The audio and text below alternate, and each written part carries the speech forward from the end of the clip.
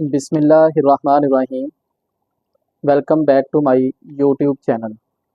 उम्मीद है कि आप सब स्टूडेंट्स खैर खैरियत से होंगे।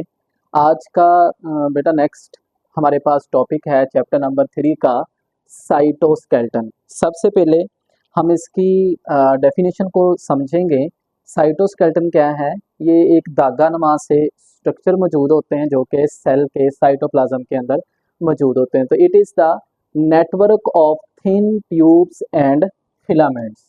तो ये सेल के अंदर एक पूरा जाल है ट्यूब्स का और फिलामेंट्स। ट्यूब्स रॉडनुमा स्ट्रक्चर जो होंगे और फिलामेंट्स जो धागा नुमा, ये रॉड और ट्यूब और फिलामेंट्स का एक नेटवर्क है जो पूरे आपके साइटोप्लाज्म या सेल के अंदर फैला होता है। इसको हम नाम देते हैं साइटोस्केलेटन का।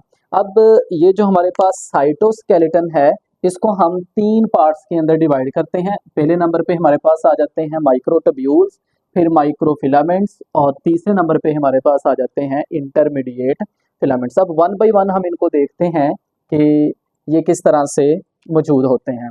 सबसे पहले अगर हम बात करें माइक्रोट्यूब्यूल्स की, तो ये रॉडनुमा ट्यूब्स होती हैं जो कि अंदर से होलो होती हैं। अंदर से होलो होने से मुराद क्या है? खोखली होती हैं, खाली होती हैं।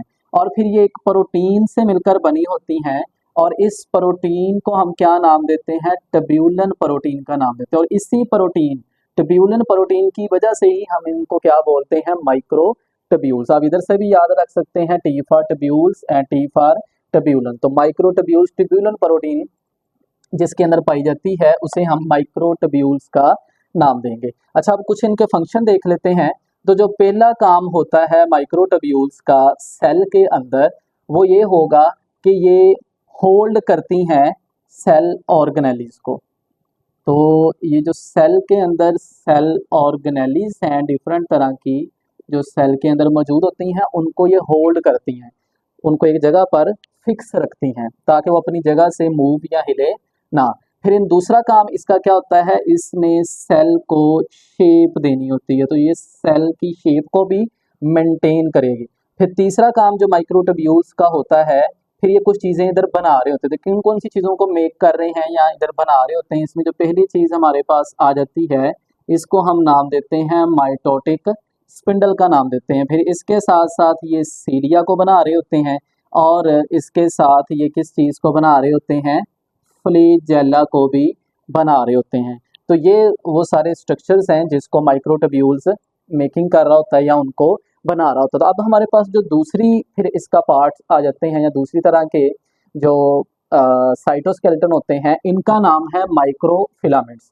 अच्छा, अगर इनको इधर मैंने थोड़ा सा स्ट्रक्चर भी इनका ड्रा किया थोड़ा सा कंपैरिजन दिखाने के लिए। Microfilaments as compare to microtubules के थोड़ा सा बारीक होती हैं, तो ये थिन होती हैं।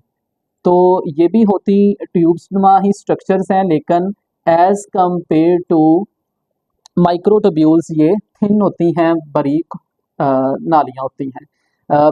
बेसिकली ये फिलामेंट्स एंड फिलामेंट्स का मतलब धागा, ये धागा नुमा से स्ट्रक्चर होते हैं। अच्छा, फिर अब ये भी एक प्रोटीन से मिलकर बने होते हैं और इस प्रोटीन का नाम क्या है? Actin protein. इस एक्टिन प्रोटीन को हम कहते हैं कॉन्ट्रैक्टाइल प्रोटीन का नाम भी देते हैं, जो कंट्रैक्शन करवाती है हमारे मसल्स के अंदर या चीज़ों को कॉन्ट्रैक्ट और रिलैक्स करवाने के अंदर अपना रोल अदा करते हैं। तो अब वन बाय वन इसका भी फंक्शन हम देखेंगे। इनका जो पहला फंक्शन है कि ये माइक्रोफिलामेंट्स जो है ये हेल्प करती हैं सेल को सेल मूवमेंट के अंदर। तो सेल की जो मूवमेंट है उसके अंदर कौन रोल अदा कर रहा होता है? माइक्रोफिलामेंट्स अदा कर रहे हैं। अब ये क्या काम करते हैं? ये क्रॉलिंग करवाते हैं वाइट ब्लड सेल्स के अंदर या वाइट ब्लड सेल्स को क्रॉलिंग करने के अंदर हेल्प करते हैं, मतलब मूव करने में क्रॉल करके रिंग के जिसे हम कहते हैं, या वो हल्का हल्का सा चल के। फिर इसके अलावा ये कॉन्ट्रैक्शन करवाते हैं हमारे मसल्स के अंदर और इन मसल्स को हम क्या बोलते हैं? मसल सेल्स के अंदर। तो जो हमारे मसल सेल्स हैं उनके अंदर ये कॉन्ट्रैक्शन और रिलैक्सेशन का काम करें, क्योंकि हमने शुरू में बात की कि इसके पास एक प्रोटीन है जिसका नाम एक्टिन है, जिसकी वजह से इसका भी काम क्या होगा? कॉन्ट्रैक्शन करवाना।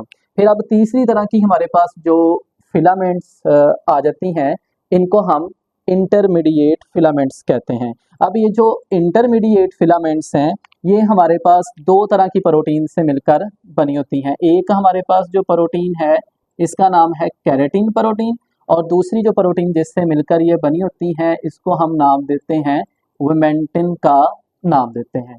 तो ये दो तरह की प्रोटीन इसका वेरियस प्रोटीन से मिलकर बनी होती हैं। दो आपकी बुक के अंदर मेंशन है, केराटिन और विमेंटिन प्रोटीन से मिलकर ये बनी होती हैं। फिर इनका फंक्शन क्या होगा, ये क्या काम करती हैं सेल के अंदर। तो पहला काम जो होता है ये एंकर करती हैं।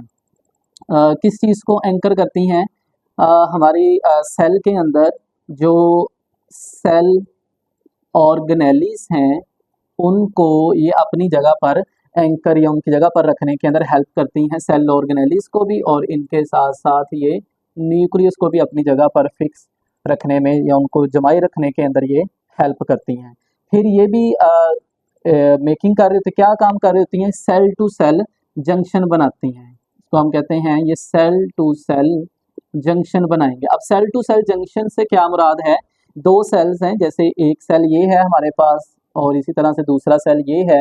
अब ये दोनों सेल्स के दरमियान आपस में जो कनेक्शन होता है या आप कह लें कि एक राब्ता जो होता है वो इंटरमीडिएट फिलामेंट्स की वजह से होता है। ये मैंने इसको इस तरह से करके दिखा दिया है। दोनों को, दो सेल्स को आपस में क्या करती हैं, जोड़ती हैं। जंक्शन कहते हैं मिलने की जगह को, जहाँ पर दो सेल्स आपस में मिल रहे हों। तो ये चीज़ हमारे पास पहली ऑर्गेनेली थी साइटोस्केलेटन। आज की इस लेक्चर की दूसरी जो ऑर्गेनेली है इसका नाम है राइबोसोम्स। अब राइबोसोम्स क्या होते हैं, साइटोप्लाज्म के अंदर मौजूद होते हैं और टिनी ग्रैनुलर स्ट्रक्चर्स होते हैं। टिनी ग्रैनुलर स्ट्रक्चर्स हम बोलते हैं छोटे छोटे से दानेदार स्ट्रक्चर मौजूद होते हैं सेल के अंदर। अब ये बेसिकली दो यूनिट से या दो सब यूनिट से मिलकर बने होते हैं। ये वाला जो रेड से मैंने बनाया हुआ है ये हमारे पास लार्ज सब यूनिट होता है इसका, और ये जो मैंने ब्लू कलर से बनाया हुआ है ये हमारे पास इसका स्मॉल सब यूनिट होता है। तो ये दोनों लार्ज और स्मॉल दोनों मिलकर ये हमारे पास एक क्या कहलाएगा, राइबोसोम कहलाएगा। अच्छा, अब ये जो राइबोसोम है साइटोप्लाज्म के अंदर दो तरह से मौजूद होते हैं। एक तो ये फ्री फॉर्म के अंदर होते हैं, फ्रीली फ्लोट कर रहे होते हैं। दूसरा फिर ये यहाँ क्या होंगे, अटैच होंगे, ये जुड़े हुए होंगे। किसके साथ जुड़े हुए होंगे, रफ एंडोप्लाज्मिक रेटिकुलम। या तो ये साइटोप्लाज्म में फ्रीली फ्लोट कर रहे होंगे, मूव कर रहे होंगे, तैर रहे होंगे, या फिर ये रफ एंडोप्लाज्मिक रेटिकुलम के साथ अटैच होंगे। उसके बाद इसकी अगर हम कंपोजिशन की बात करें कि ये बने कौन कौन सी चीज़ों से होते हैं, तो ये दो चीज़ों से मिलकर बने होते हैं। एक तो ये प्रोटीन से मिलकर बने होते हैं और दूसरा ये राइबोसोमल आरएनए से मिलकर बने होते हैं। तो इसको हम शॉर्ट फॉर्म में कुछ इस तरह से लिखेंगे, राइबोसोमल आरएनए। तो इन दो चीज़ों से मिलकर ये बने होते हैं, प्रोटीन एंड राइबोसोमल आरएनए। अच्छा, अब हम इसकी फंक्शन की बात करते हैं। तो इनका जो राइबोसोम्स का फंक्शन है, काम है, वो एक ही है। और वो क्या काम है इनका, प्रोटीन सिंथेसिस करवाना। तो इनका जो मेन काम है या मेन जो फंक्शन होगा वो क्या होगा, प्रोटीन सिंथेसिस, ये प्रोटीन को बनाते हैं।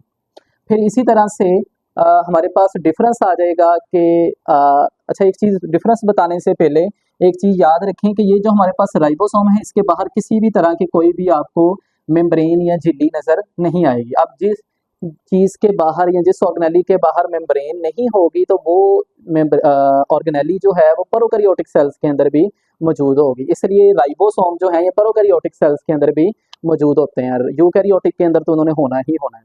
अच्छा, अब इन दोनों में जरा डिफरेंस देख लेते हैं। इधर मैंने लिख दिया प्रोकैरियोटिक राइबोसोम्स और इस साइड में मैंने लिख दिया है यूकैरियोटिक राइबोसोम। दोनों में थोड़ा सा डिफरेंस होता है। जो प्रोकैरियोट्स के अंदर राइबोसोम्स पाए जाते हैं कुछ और तरह से होते हैं, जो यूकैरियोटिक राइबोसोम्स होते हैं उनमें थोड़ा सा डिफरेंस। अब क्या डिफरेंस है इसमें, जो सबसे पहला फर्क आ जाएगा कि जो प्रोकैरियोटिक राइबोसोम्स होते हैं ये साइज में स्मॉल होते हैं, जबकि यूकैरियोटिक सेल जो हैं, यूकैरियोटिक सेल के अंदर पाया जाने वाला जो राइबोसोम्स है ये साइज में क्या होगा, लार्ज होता है, ये बड़ा होता है।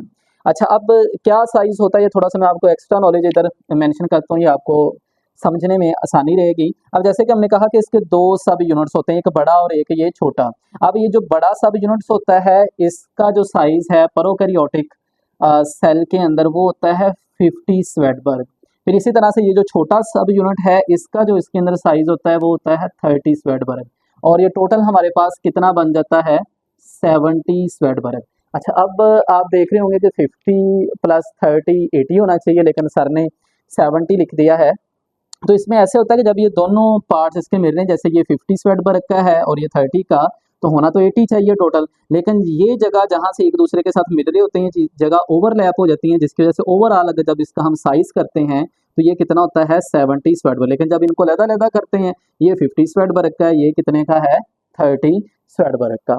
अच्छा, फिर इसी तरह से यूकैरियोटिक सेल के अंदर पाया जाने वाला जो राइबोसोम है वो लार्ज होता है, उसका जो साइज है उसको भी हम देख लेते हैं। इसमें जो बड़ा सब यूनिट है इसका साइज होता है 60 स्वेडबर्ग, और जो छोटा सब यूनिट है इसका साइज होता है 40 स्वेडबर्ग। अब इसका टोटल कितना बनना चाहिए, 60 प्लस 40 100 होना चाहिए, लेकिन इसका जो ओवरऑल हमारे पास साइज आएगा वो कितना होता है 80 स्वेडबर्ग। अब इसके अंदर क्यों 80 है, जो मैंने आपको पहले वजह बताई कि जब ये दोनों सब यूनिट्स को मिलाया जाता है तो जिस जगह से एक दूसरे के साथ ये मिल रहे होते हैं तो वो एक दूसरे के ओवरलैप हो जाती हैं जगह, जिसकी वजह से ओवरऑल फिर जब इसका साइज किया जाता है तो वो थोड़ा हो जाता है। तो यूकैरियोटिक सेल में इस पूरे का राइबोसोम का जो सेल का साइज है वो कितना रह जाएगा 80। अगर लदा करेंगे तो इसका 60 है और इसका 40 स्वेडबर्ग है।